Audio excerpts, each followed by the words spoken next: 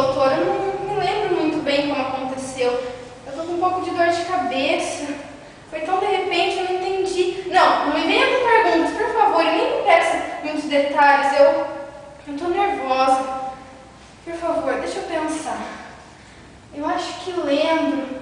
Eu tava com mamãe. A gente tava na cozinha de nossa casa. Acho que era isso. A gente tava discutindo. Eu queria pedir pra ela pra sair, né? Mas ela vive querendo me dar lição de moral e diz que eu sou muito nova. Mas, poxa, eu tenho 15 anos. Bom, né? Ela começa a falar que eu não sei do mundo lá fora. Mas isso passa toda hora na televisão. Bom, ela fala que é uma violência e blá blá blá, mas a gente acaba se entendendo às vezes. Nesse dia, ela estava meio nervosa e eu até pensava em contar a novidade pra ela, né? Porque a minha amiga, nossa, ela tá grávida, aí ela me chamou pra ser madrinha do neném dela e parece que vai ser menino. Nossa, tô tão feliz. Bom, mas enfim, ela nem deixou eu começar direito e já começou blá blá blá. Onde a senhorita pensa que vai? Vai sair, Nananina, não, pro seu quarto estudar agora.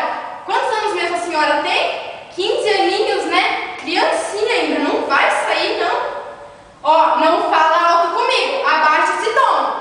Olha, eu sou sua mãe, me respeita, menina. Você não vai sair. Nada de namorar, aquelas suas amigas são umas vagabundas, você vai ficar falando igual elas por aí. Não é que eu faço comigo. Olha pra mim quando eu tô falando com você. Desculpa, eu tô nervosa. Eu tive um dia cheio hoje. Nada? Senta aí, eu não acabei. Senta que eu não acabei. Olha, estuda, minha filha, estuda. Quando você tiver crescida, vai ter seus 18 anos, faculdade, aí você pensa em namorar.